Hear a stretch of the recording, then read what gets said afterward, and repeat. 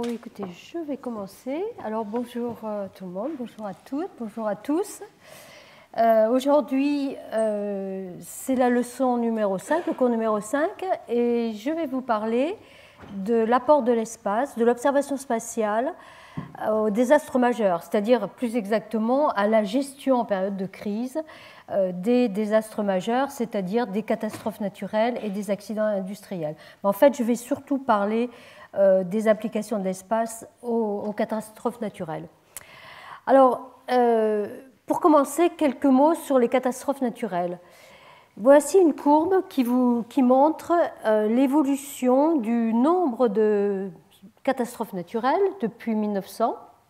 Vous voyez que ça a beaucoup augmenté au cours des dernières décennies.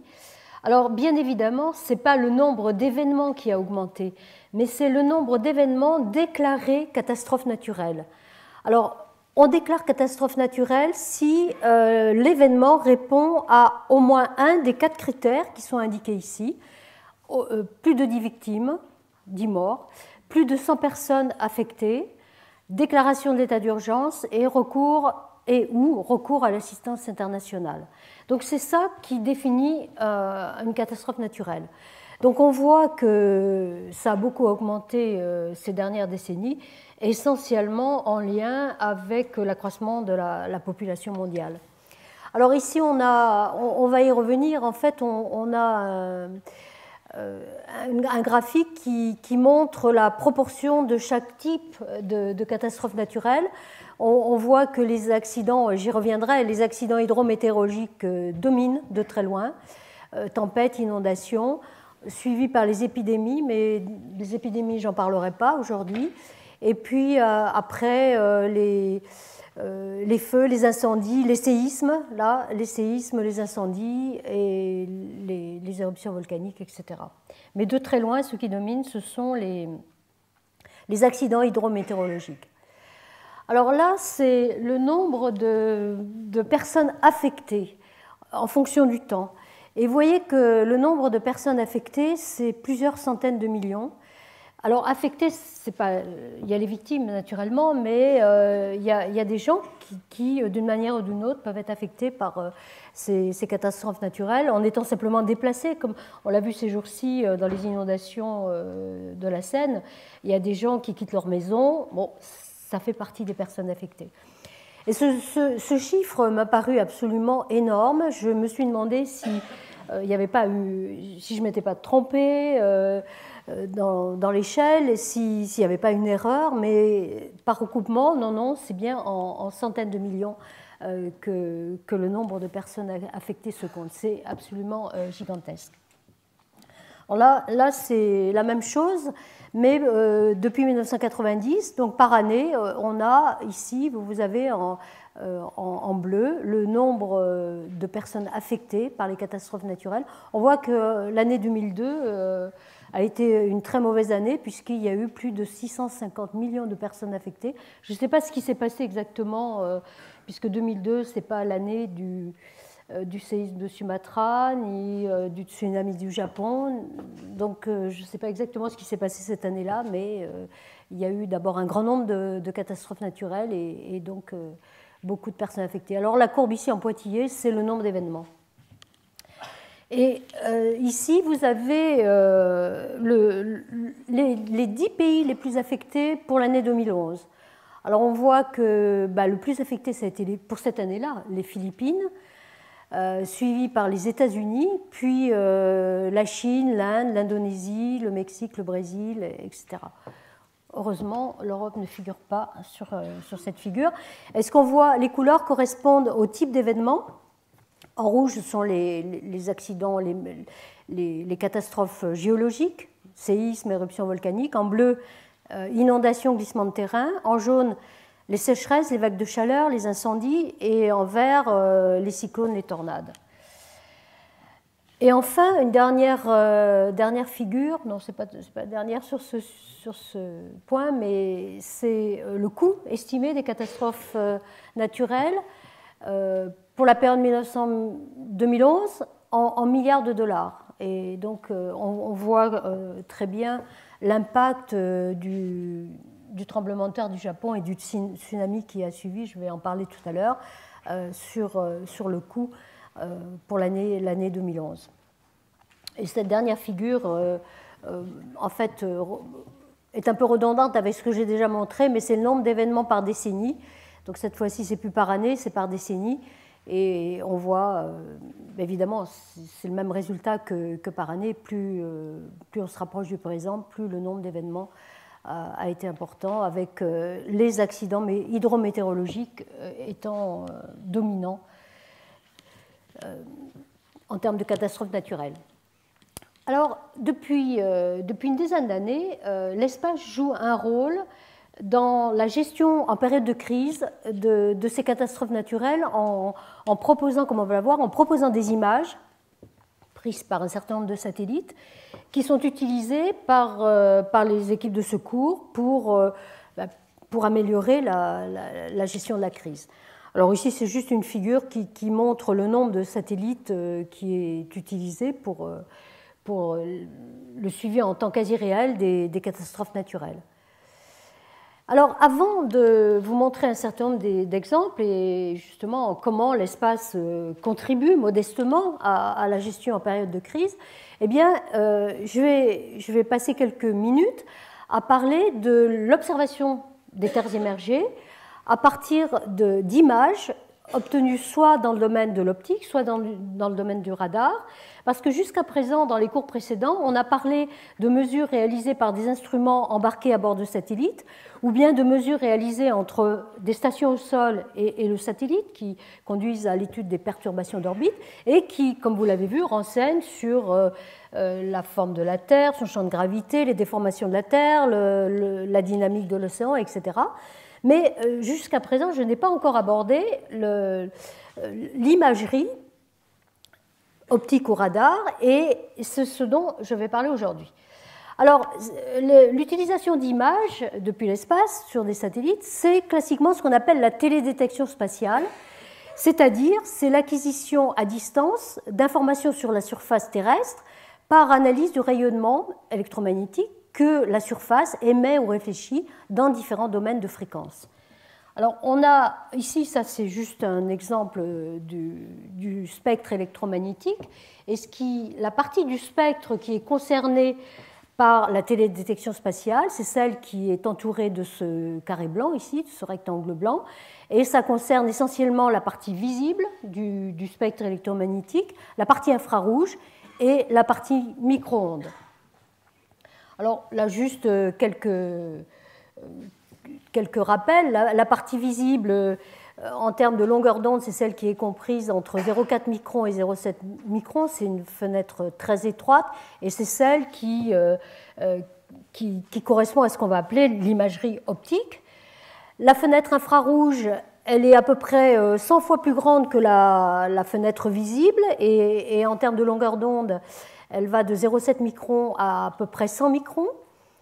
Et donc, c'est le rayonnement thermique émis par la surface qui sera analysé, enfin reçu par le satellite. Et enfin, la fenêtre micro-ondes, qui, elle, correspond à des longueurs d'onde comprises entre 1 mm et 1 mètre, donc beaucoup plus larges que les précédentes. Et les domaines qui sont les plus souvent utilisés par les télédétections spatiales, c'est ces domaines, par exemple KU, la bande C, la bande L. Là, depuis quelque temps, on a un satellite franco-indien qui fonctionne dans la bande KA, mais les bandes les plus utilisées sont celles qui sont indiquées ici. Et c'est ce qu'on appelle l'imagerie radar. Alors, si la surface terrestre est éclairée par le Soleil, le rayonnement qui est réfléchi par la surface éclairée par le Soleil, donc, et qui est capté par le satellite, eh bien, dans ce cas-là, ça permet d'obtenir des images dans le domaine de l'optique, et c'est ce qu'on appelle des capteurs, des satellites passifs, qui ne font que récolter sur des détecteurs l'image dans le domaine visible, pas l'image, l'énergie solaire réfléchie par la surface dans le domaine visible ou dans le domaine infrarouge. Alors ça, c'est ce qui va conduire à toutes les images obtenues par satellite dans le domaine de l'optique. Et puis on a des images radar, mais dans ce cas-là, le satellite émet une onde radar vers la surface terrestre qui est réfléchie, rétrodiffusée et qui retourne au satellite. Et donc, comme je l'ai dit, le domaine de fréquence qui est utilisé, ce sont les micro-ondes. Et les deux techniques sont utilisées. On va voir des applications tout à l'heure. L'avantage du radar, c'est que c'est une technique tout temps qui fonctionne à travers les nuages et qui fonctionne aussi de nuit. Donc chacune a ses avantages et ses inconvénients. Et les capteurs qui sont utilisés sont des radars. Alors souvent en télédétection spatiale, on utilise des radars à synthèse d'ouverture. Je ne vais pas vous expliquer ce que c'est. Ce sont des radars auxquels on traite les données reçues au satellite de manière à augmenter la résolution au sol du signal radar. Pour avoir une haute résolution à radar, il faudrait avoir une grande antenne, ce qui n'est souvent pas possible à bord d'un satellite. Donc par un traitement des données par une méthode que je ne vais pas expliquer, mais peut-être Jean-Bernard expliquera, le conférencier qui suivra ce cours, qui s'appelle la synthèse d'ouverture, ou en anglais, on utilise souvent le sigle anglais qui s'appelle SAR, Synthetic Aperture Radar. Eh bien, on augmente la résolution de l'image, la résolution au sol de l'image. Alors, un très bref historique. La télédétection dans le domaine optique a démarré au début des années 70, en particulier aux USA, avec le programme Landsat. Le premier satellite d'imagerie optique a été lancé en 1972. Sa résolution au sol était à l'époque de 80 mètres. Au cours des décennies suivantes, ce programme a été poursuivi par les Américains avec une résolution au sol de plus en plus fine. Dans les années 80, l'Europe a démarré le programme SPOT, en fait sur l'initiative de la France, mais auquel se sont associés la Belgique et la Suède. Le premier satellite de télédétection optique français, européen, on va dire, SPOT 1 a été lancé en 1986 avec une résolution de 20 mètres en couleur et de 10 mètres en noir et blanc, avec un temps de revisite des scènes de l'ordre de 3 semaines. Les Américains ont aussi développé un programme de radiométrie qui s'appelle AVHRR sur les satellites de la NOAA. Et puis, bon, je ne vais pas tout détailler, mais dans les années 2000, il y a de nouveaux capteurs qu'on appelle multispectraux, c'est-à-dire au lieu d'avoir un nombre limité de bandes de fréquences, ils peuvent capter l'énergie réfléchie par la surface terrestre dans un grand nombre de bandes de fréquences. Donc c'est pour ça qu'on les appelle des capteurs multispectraux. Et c'est le cas par exemple de l'instrument MODIS qui est embarqué sur des satellites, qui a été embarqué sur des satellites de la NASA comme Terra et Aqua, l'instrument MERIS sur le satellite Envisa de l'Agence spatiale européenne. Et puis en parallèle, dans les années 2000, la France a développé un instrument qui a été embarqué à bord des satellites Spot 4 et Spot 5, instrument végétation, qui a été optimisé, dont les bandes spectrales ont été optimisées pour étudier la végétation terrestre. Et ça, j'en parlerai dans le tout dernier cours, puisque j'aborderai cette problématique d'étude de la végétation terrestre. Et dans les années récentes, on a en orbite des satellites avec une très très haute résolution au sol, de l'ordre de 50 cm à 1 mètre. Et c'est le cas en particulier des deux satellites Pléiades 1A et 1B qui ont été développés par la France, on verra tout à l'heure, qui fournissent des images avec une résolution de l'ordre de 50 cm au sol. Alors on voit là, comme pour résumer, dans les années 70, la résolution au sol était de l'ordre de 80 mètres. Aujourd'hui, c'est 50 cm et on a donc un gain en précision d'un facteur supérieur à 100. Alors pour le radar, dans les années 70, à la fin des années 70, un premier radar SAR a été embarqué par le satellite CISAT. Je pense qu'il y en avait qui avaient volé pas sur la navette, parce qu'il n'y avait pas la navette, mais Géosat, sur un autre satellite américain qui avait volé donc en 1975. Dans les années 90, l'Agence spatiale européenne a aussi embarqué des SAR sur les satellites ERS-1 et ERS-2. Les Canadiens ont développé des radars, les Japonais aussi, et ça continue dans les années 2000. On a aujourd'hui plusieurs satellites radars en orbite. Alors, les applications, elles sont extrêmement nombreuses. Il y a toute une liste ici. Bien évidemment, je vais pas tout aborder. Aujourd'hui, je vais essentiellement parler de l'utilisation des images pour les risques naturels. Mais dans le dernier cours, je parlerai des applications à l'agriculture, à l'occupation des sols et son évolution, et à la gestion des forêts. Et puis, dans le prochain cours, je parlerai des ressources en eau, mais pas du point de vue de la télédétection. Alors ça, c'est le visible. Le radar, en fait, fait à peu près la même chose, donc je ne vais pas détailler, mais l'avantage du radar, c'est, puisqu'on a vu que c'est une technique tout temps qui fonctionne notamment quand il y a une couverture nuageuse importante, c'est que pour cartographier, pour observer les zones, les régions tropicales, souvent couvertes de nuages, ou les régions polaires, eh bien, le radar est tout à fait approprié.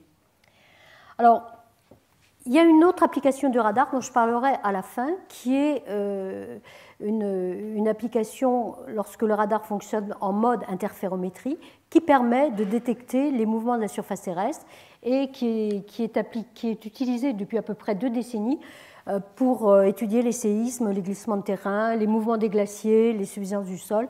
Et si j'ai le temps, je vous montrerai quelques exemples.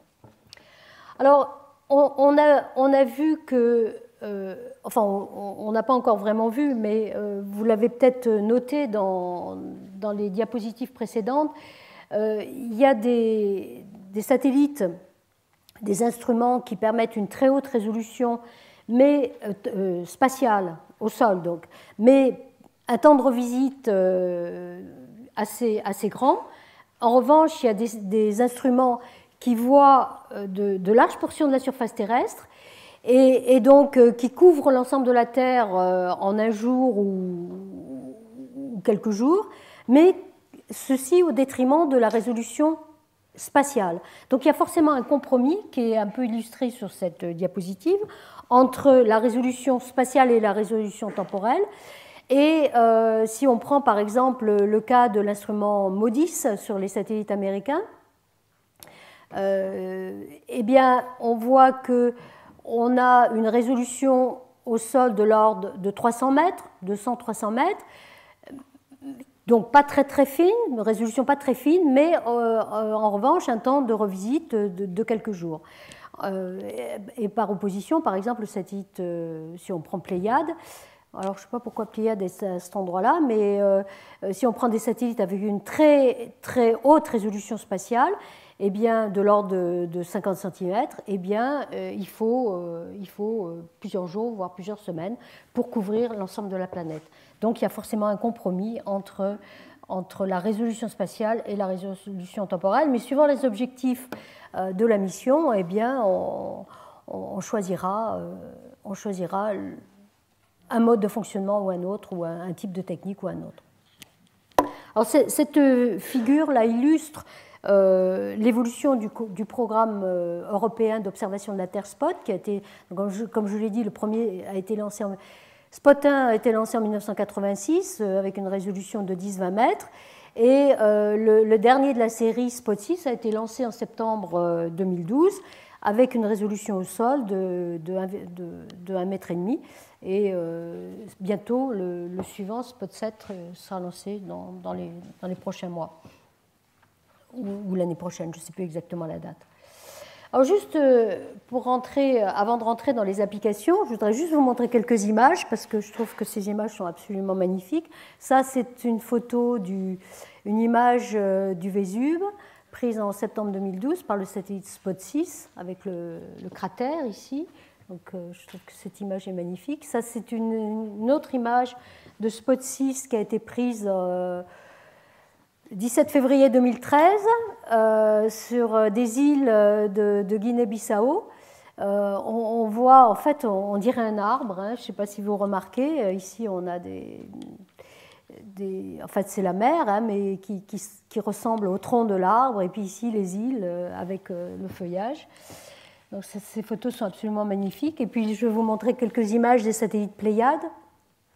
Donc comme je l'ai dit, développé récemment et lancé le premier en décembre 2011 et l'autre en décembre 2012. Ça c'est une image prise par Pléiade 1B. Donc sur Hong Kong, donc ça c'est la ville de Hong Kong, on voit vraiment des détails absolument remarquables.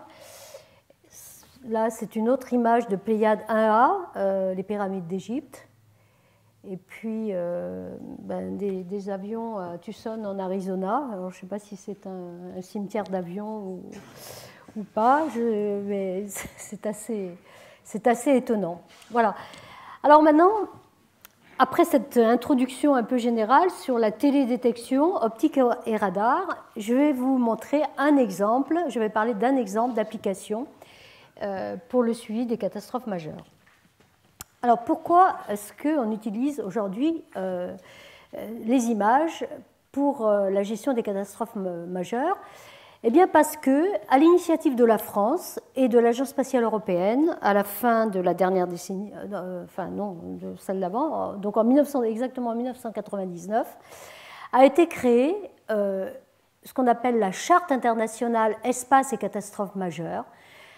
Alors la charte, qu'est-ce que c'est? C'est une coopération internationale entre donc différentes agences spatiales qui mettent à disposition leurs satellites pour cartographier dans l'urgence, pendant la période de crise, les régions dévastées, et de manière à fournir des informations sur les zones dévastées, sur les dégâts, sur les groupements de survivants, sur les zones accessibles pour les opérations de secours, et elles fournissent aussi des cartes de référence avant la crise.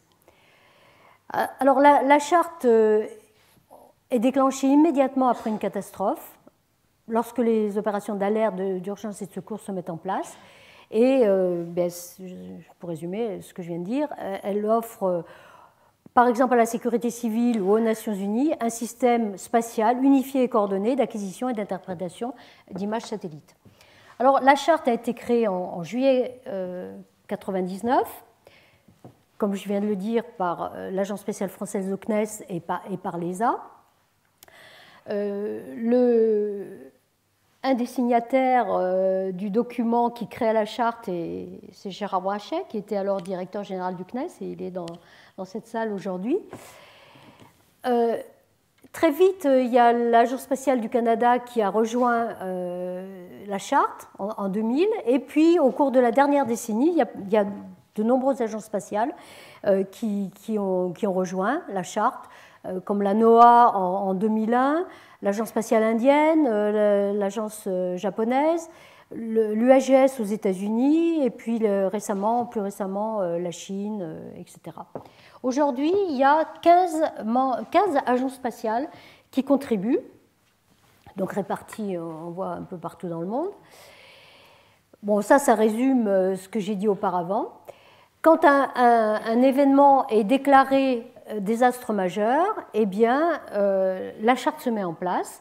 Alors, comme on l'a dit, les désastres majeurs, ce sont soit les catastrophes naturelles, soit les catastrophes technologiques, c'est-à-dire déversement d'hydrocarbures ou accidents industriels, nucléaires, par exemple. Voilà. Là, cette figure, on l'a déjà vue, c'est tous les satellites qui peuvent être utilisés, qui ont été utilisés au cours de la dernière décennie pour fournir des images. Alors, il ne suffit pas de prendre des images de la surface, il faut les interpréter. Et ce qui est fourni à la sécurité civile ou aux personnes sur le terrain, aux équipes de secours, ce sont des images interprétées. Alors, en Europe, en France notamment, il y a une entité qui s'appelle le CERTIT. C'est le service régional de traitement d'images et de télédétection qui est situé à Strasbourg, qui interprète les images de façon à, comme on va voir sur des exemples, à montrer qu'il y a des regroupements de survivants à tel endroit, qu'il y a des bâtiments dévastés à tel autre endroit, etc. Alors, le CERTIT intervient évidemment dans l'urgence pour générer des cartes de référence avant la catastrophe et pendant la crise. Lorsque la charte est activée par la France, eh bien, c'est le seul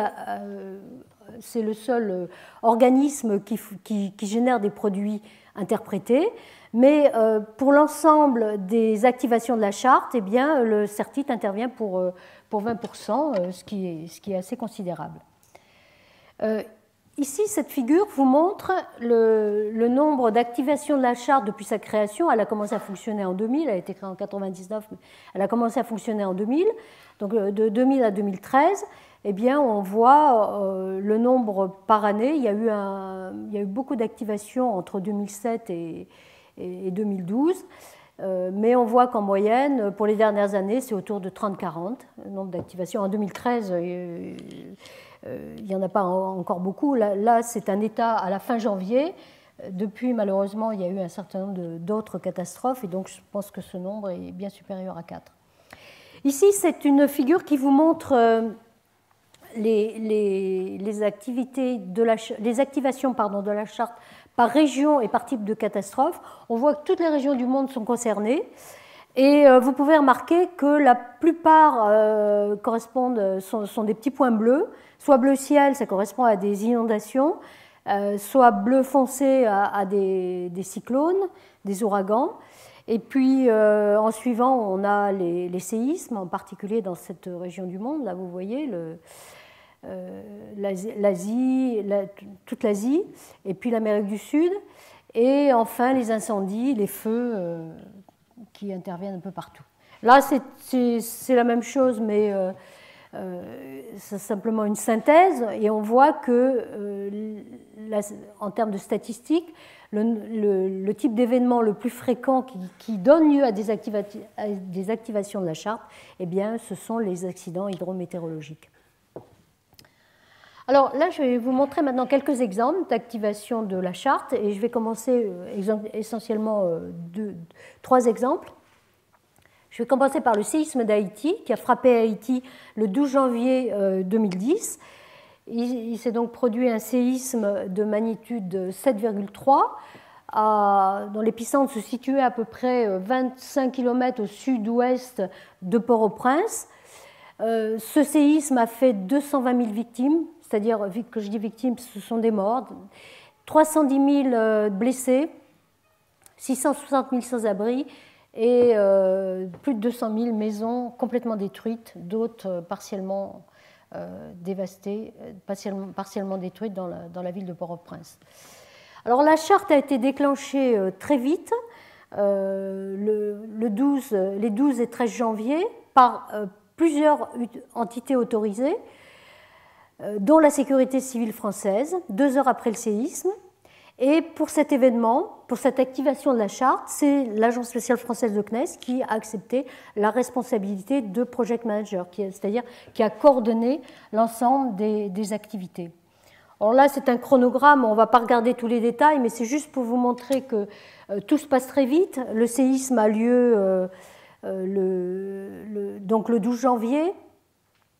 Au bout de 16 heures, on a des premières acquisitions d'images par les différents satellites qui ont été détournés, enfin programmés pour aller observer la région d'Haïti par les agences spatiales qui sont en charge de ces satellites en orbite. Au bout de 8 heures après, eh bien, il y a des premières cartes de crise, d'état de la région, et puis une première cartographie des impacts encore 8 heures après.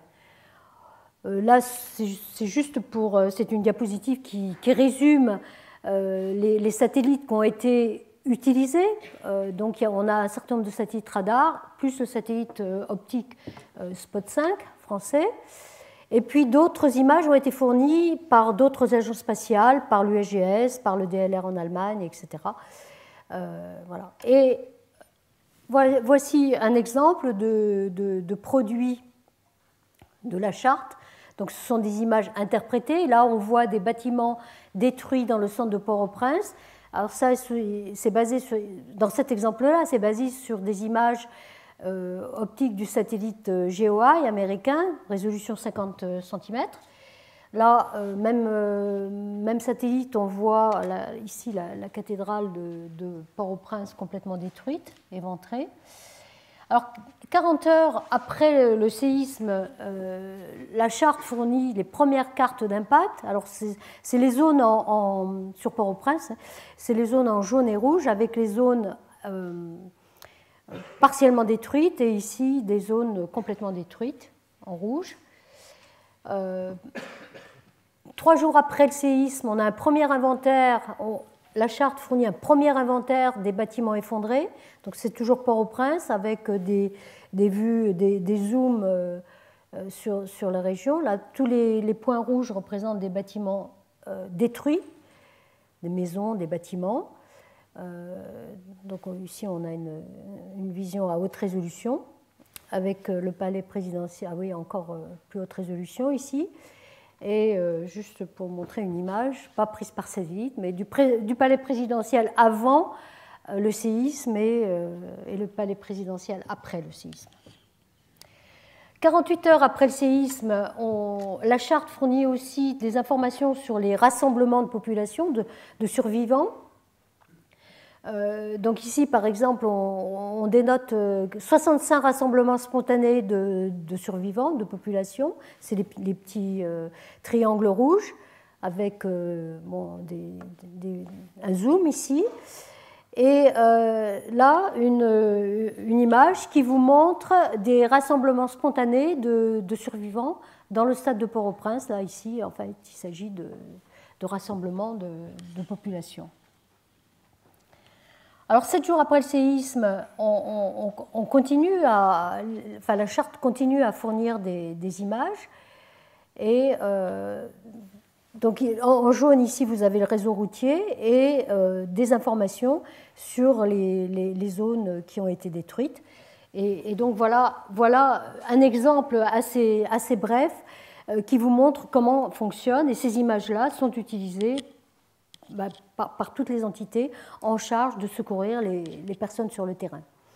Alors, au-delà de la période de crise qui va durer quelques jours, et en particulier dans cet exemple d'Haïti, l'acquisition se poursuit, et c'est par un programme, dans le cas d'Haïti, qui s'appelle Cal-Haïti. C'est un programme qui est destiné à créer une base de données, à la fois d'images, mais aussi d'informations annexes, qui vont servir sur le long terme à la reconstruction, notamment de la ville de Port-au-Prince, à la gestion à long terme du risque et à la recherche, aux chercheurs.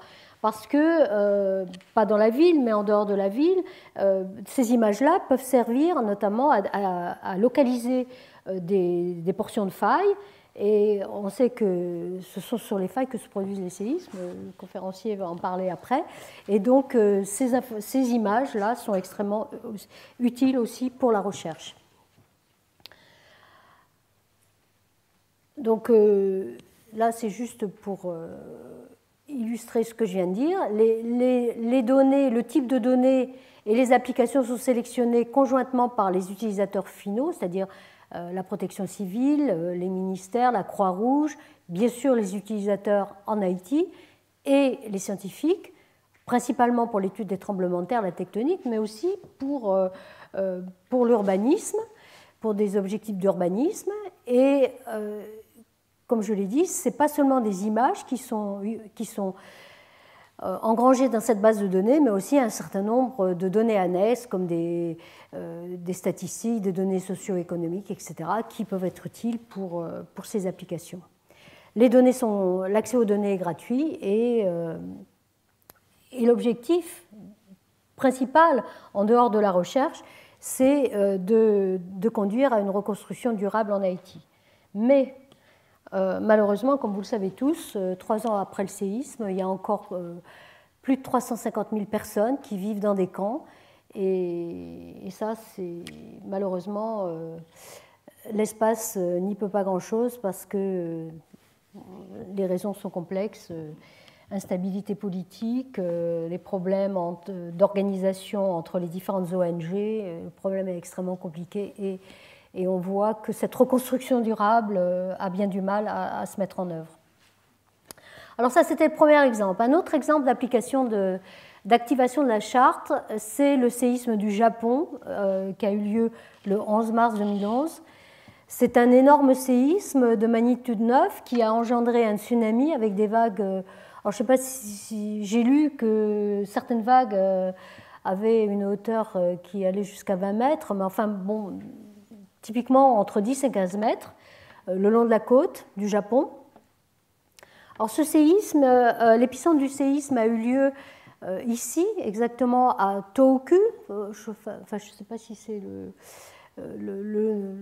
je ne sais pas à quoi correspond exactement ce nom, mais on parle du séisme de Tohoku, qui est l'épicentre est situé à peu près 130 km de la ville de Sendai, qui a été une des plus touchées au Japon, 350 km ou 370 km de Tokyo. C'est le quatrième, magnitude 9, je l'ai dit, quatrième plus gros séisme connu, donc historique connu par les géophysiciens, après le séisme du Chili en 1960, magnitude 9,5 sur l'échelle de Richter. Ensuite, le séisme d'Alaska en 1964, magnitude 9,2. Séisme de Sumatra en 2004, 9,1, qui a donné lieu aussi, comme vous vous en souvenez, à un gigantesque tsunami. On pense que dans ce séisme qui a conduit à la rupture de la croûte terrestre avait accumulé, enfin ce qui a conduit au séisme, c'est l'accumulation des contraintes pendant une période extrêmement longue d'au moins 700 ans. Alors ce séisme, il a lieu dans une région qui est extrêmement sismique, qui correspond à l'enfoncement de la plaque pacifique, qui est schématisée ici, sous deux plaques en fait, la plaque eurasienne ici dans la partie nord de l'île principale du Japon et la plaque philippine, mais le séisme a eu lieu justement dans cette partie-là, où la vitesse, je vais revenir en arrière, où la vitesse de glissement de la plaque pacifique sous la plaque eurasienne est très grande, de 9 cm par an. Et dans cette région-là, justement, cette vitesse-là donne lieu à des séismes de très très grande magnitude et malheureusement extrêmement fréquents. Alors, comme vous vous en souvenez, le séisme a donné lieu à un tsunami, et c'est peut-être le tsunami qui a créé la plupart des dégâts. On voit ici une animation qui a été réalisée par le CEA de la propagation de l'onde de tsunami à travers tout l'océan Pacifique pendant les heures qui ont suivi le séisme.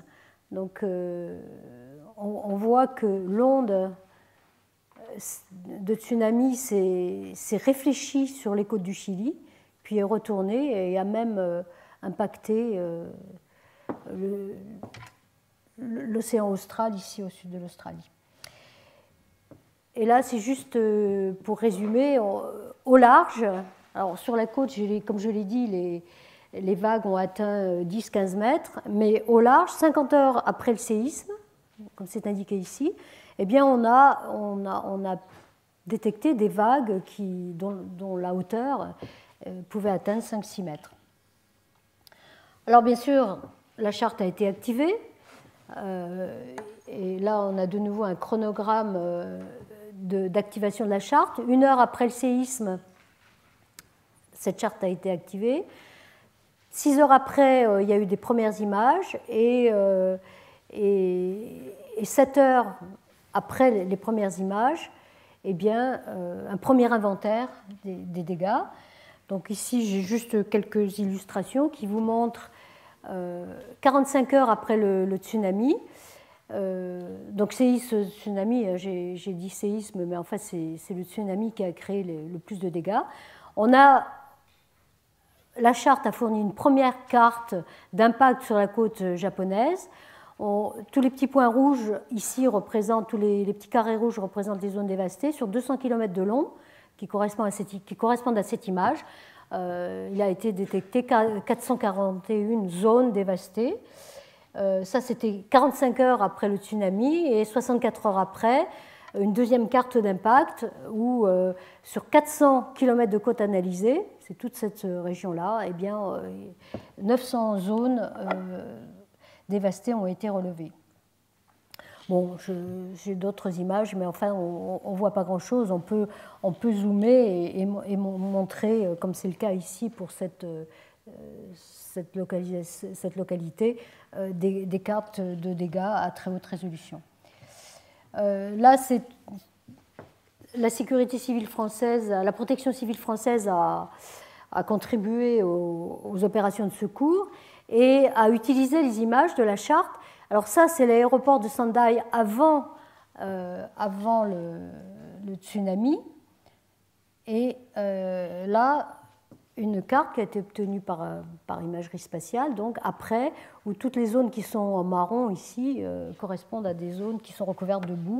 Donc c'est très important évidemment pour les atterrissages d'avions de savoir exactement où est-ce qu'on peut faire poser un avion. Ça, c'était une carte de situation obtenue le 14 mars, toujours par la charte.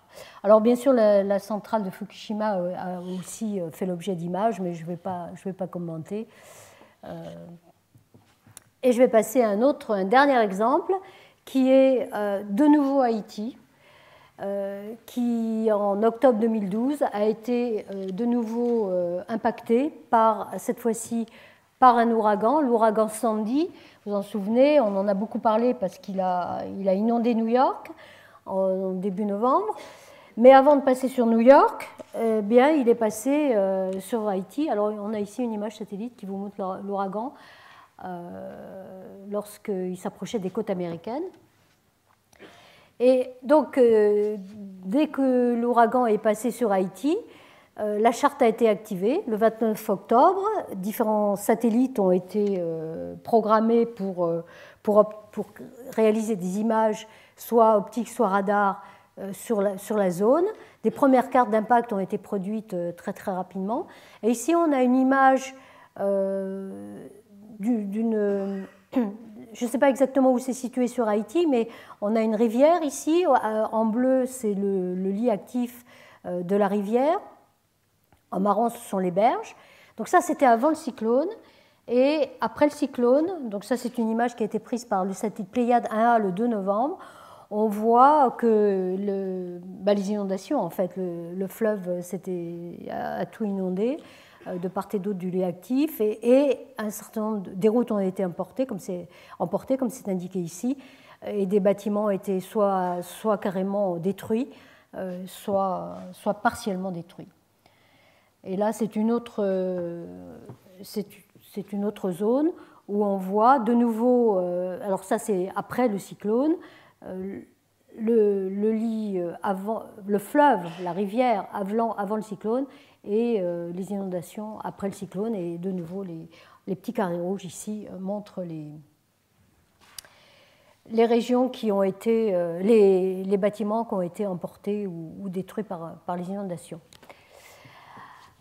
Alors, eh bien, maintenant, dans cette dernière partie, je vais vous parler d'une autre application du radar. C'est la détection de mouvements de la surface terrestre, comme je vous l'avais annoncé tout à l'heure, puisque le radar, quand il fonctionne en mode qu'on appelle interférométrique, on va voir ce que ça veut dire, eh bien, permet de mesurer de façon à très haute résolution et aussi grande précision les déformations de la surface terrestre, en particulier dans les régions sismiques, mais aussi c'est utilisé pour étudier les glissements de terrain, les subsidences du sol, je vous montrerai quelques exemples, et c'est utilisé aussi, comme je l'avais indiqué avant, pour étudier par exemple l'écoulement des glaciers le long de les régions côtières du Groenland ou de l'Antarctique, chose que j'avais évoquée dans le cours précédent. Alors, l'interférométrie radar, je ne suis pas rentrée dans les détails techniques, mais c'est basé sur l'analyse, la comparaison de deux images radar d'une même zone, d'une même région, réalisées lors de deux passages successifs d'un même satellite sur cette même région, ou bien de deux passages de deux satellites radars sur cette même région. Le signal radar, l'écho-radar, qui après s'être réfléchi à la surface de la Terre et reçu au satellite, est constitué de deux informations principales, deux paramètres principaux, que sont l'amplitude de l'écho et la phase de l'écho, puisqu'il s'agit d'une onde électromagnétique. Alors l'amplitude renseigne sur les caractéristiques de la surface terrestre, donc c'est ça qui donne les images qu'on interprète en termes de type de sol, occupation des sols, etc. Et la phase est proportionnelle à la distance entre la cible et le satellite le long de la ligne de visée. Et si on fait des différences de phase entre deux images radar prises, comme je l'ai dit, entre deux passages d'un même satellite sur la même région, ou bien deux satellites qui vont passer sur la même région, eh bien cette différence de phase contient deux types d'informations. Une information sur les variations d'altitude du terrain, c'est-à-dire sur le relief, et une information sur les mouvements du terrain, c'est-à-dire les déformations du sol. Et donc, on va parler en fait de ces deux applications. Alors, au cours des 2 dernières décennies, l'interférométrie radar a principalement été utilisée pour détecter des déformations de la surface terrestre, des mouvements du sol. Mais je vais quand même commencer par vous parler de cette application-là, parce que si on dispose d'un seul satellite avec deux antennes, par exemple au bout d'un très long bras, donc en un seul passage au-dessus d'une région, on peut déterminer les variations d'altitude du terrain. On n'est pas gêné par les déformations du sol, puisque c'est au même instant, et on peut donc en déduire la topographie. Et ça a été réalisé au cours d'une mission développée par les Américains, par la NASA, en février 2000.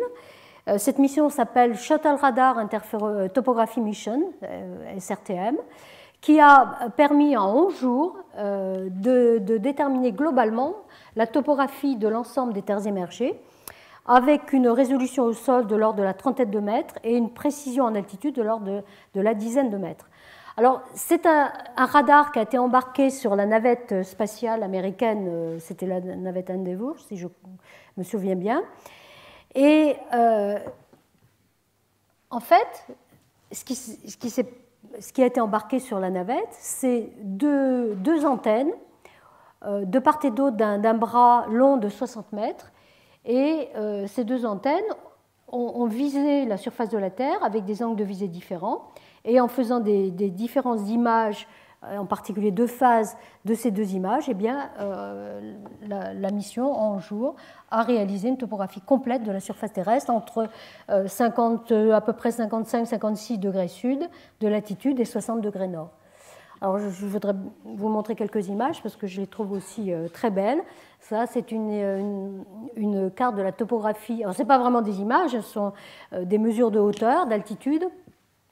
Donc ici, c'est la topographie de la région du Cap, en Afrique du Sud. Vous voyez le niveau de détail obtenu. Ça, c'est la topographie de la région de Santa Barbara, en Californie. Et la troisième image que je voulais vous montrer, c'était le Bon Satellite aux USA, dont la topographie a été mesurée aussi par SRTM. Mais toute la planète a été couverte et ces données sont extrêmement utilisées, en particulier par les scientifiques lorsqu'ils ont besoin d'avoir ce qu'on appelle un modèle numérique de terrain ou une topographie. Alors l'autre application, c'est connaissant le relief, c'est la mesure des déformations du sol. Donc l'analyse des différences de phase d'images radar prises lors de passages successifs sur une même région, avec des applications aux mesures cosismiques, éventuellement post-sismiques, au glissement de terrain, aux éruptions volcaniques, etc., aux subsidences du sol, en partie particulier dans les villes, comme on va le voir, dû au pompage de l'eau dans les nappes phréatiques, l'écoulement des glaciers. Alors la première étape du traitement de ces mesures, c'est la création, la production d'un interférogramme, c'est-à-dire de franges d'interférence, où chaque frange, comme c'est illustré ici sur cette figure, représente un déplacement du sol qui est proportionnel, parce que la différence de phase va donc donner lieu à des franges d'interférence, c'est illustré ici. Je ne sais pas où c'est, ni à quelle région de la Terre ça correspond, mais c'est juste une illustration. C'est ce qu'on appelle un interférogramme. Et les déplacements du sol entre deux crêtes de franges, par exemple, eh bien, est proportionnel à la longueur d'onde du signal radar, du radar qui est utilisé, qui est embarqué sur le satellite. Ça, c'est la première étape, création d'un interférogramme. Et la deuxième étape, c'est la création d'une carte de déformation du sol. Ça, c'est des franges. Il faut dérouler les franges pour avoir les déformations du sol entre les deux acquisitions d'images qui sont différenciées, donc pour avoir cette différence de phase.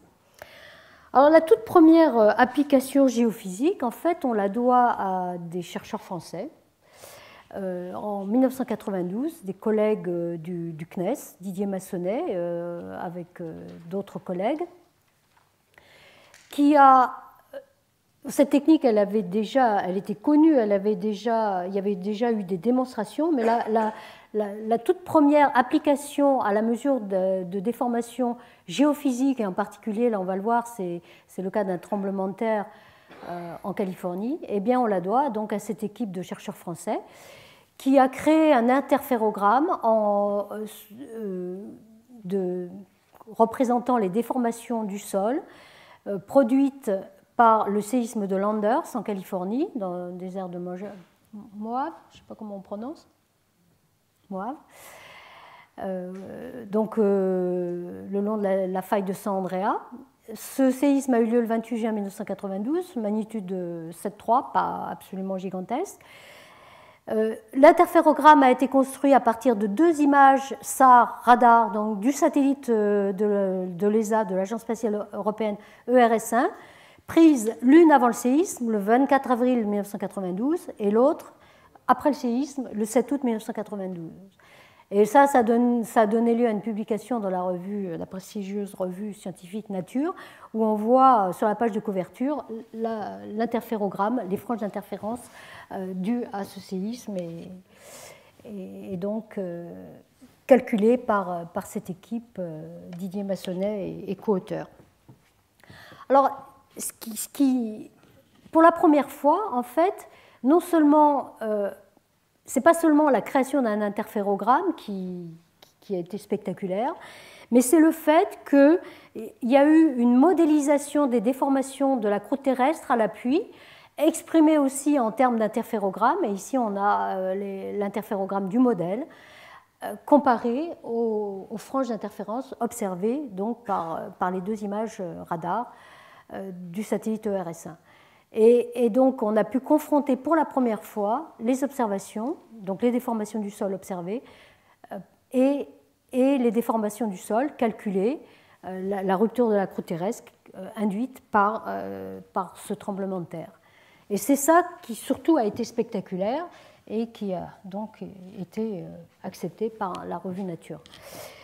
Ici, c'est un autre exemple de la même région. Un séisme, une sorte de réplique, mais 6 mois après, de ce séisme de Landers, qui a eu lieu le 4 décembre 1992, et donc qui a donné lieu aussi à des déplacements du sol, comme c'est illustré ici par ces franges d'interférence observées, et là, le modèle de déformation de la croûte terrestre calculé, et donc avec une très bonne correspondance entre les deux. Alors, d'autres applications ont été réalisées par plein de groupes dans le monde depuis. Là, c'est par la même équipe, Didier Massonnet et al., sur le gonflement de l'Etna, du volcan de l'Etna, en Sicile, avant une éruption, donc déduit de deux images radar du satellite européen ERS-1. Les franges d'interférence ici représentent des déformations du volcan qui a gonflé de plusieurs décimètres avant une éruption. Et maintenant, je vais vous montrer deux applications dans des villes, à Paris. Ici, c'est à Paris. Parce que l'interférométrie radar est très souvent utilisée sur les villes. C'est pour des raisons de traitement de traitement de données, c'est plus facile, les interférogrammes sont plus faciles à interpréter sur les villes où il n'y a pas de végétation, où la géométrie est la même d'un passage à l'autre, c'est-à-dire on a des maisons, des bâtiments, etc. Et donc les déformations les interférogrammes sont plus faciles à interpréter que je sais pas, en pleine campagne, sur des montagnes, etc. Alors ici, c'est un exemple qui a été obtenu par des collègues du BRGM en France sur les déformations de la région de la gare, enfin de la zone de la gare Saint-Lazare suite à la construction du RER-E. Pour la construction du RER, il avait été nécessaire de pomper l'eau dans la nappe phréatique pour des raisons que j'ignore. Et à la fin des travaux, eh bien, donc le sol s'était affaissé, et puis à la fin des travaux, eh bien, le sol s'est relaxé et donc est remonté. Et ça a été vu par des images radar prises à des dates encadrant donc cet événement. Donc ça doit être entre 1995 et l'année 2000.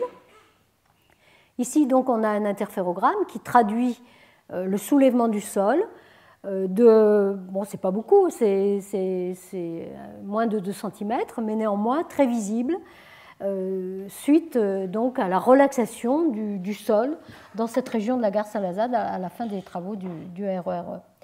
Et ça, c'est un autre exemple, toujours à Paris.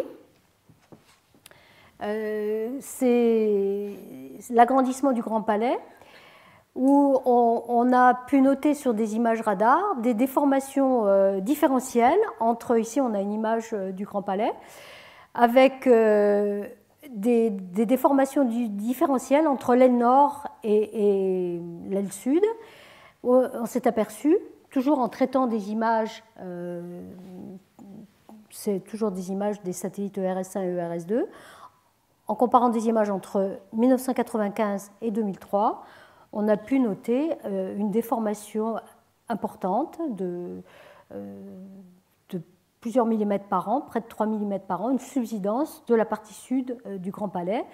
Et en fait, on sait que le Grand Palais s'enfonce depuis plusieurs décennies parce que l'aile sud est située sur des terrains plus meubles que l'aile nord, qui surmontent des anciens bras de la Seine, c'est ce que j'ai lu en tout cas, et donc des terrains plus meubles que l'aile nord. Et donc on voit très bien cet enfoncement de la partie sud de plusieurs millimètres par an. Et de ce que j'ai pu lire, c'est qu'entre 1970 et 1990, c'est bien, cette partie s'est enfoncée de plusieurs centimètres. Voilà. Et encore un ou deux exemples, et puis je m'arrêterai là, je vais passer la parole à mon collègue Jean-Bernard Mester. Un autre exemple dans une autre ville d'Europe, Thessalonique, où on voit aussi des déformations du sol, détectées donc par interférométrie radar, toujours avec les mêmes satellites ERS1 et ERS2. Ici, donc, dans cette zone-là, une déformation, une subsidence du sol de 3 cm par an, là c'est plus des millimètres, c'est des centimètres par an, dans cette zone-là de plus de 2 cm par an. Et on sait là aussi que, enfin ici il ne s'agit pas de travaux de construction, mais il s'agit d'une subsidence du sol qui est liée au pompage des eaux souterraines utilisées pour alimenter la ville en eau potable. Voilà, donc il est 15h28, je vais m'arrêter là et maintenant je vais céder la place au conférencier Jean-Bernard Mester qui est professeur de géophysique à l'Université de Californie à San Diego, aux États-Unis. Et pendant qu'il s'installe, je vais très brièvement le présenter. Il va vous parler, il va revenir sur les déformations de la croûte terrestre dans les zones sismiques actives et sur les tremblements de terre. Voilà, je vous remercie.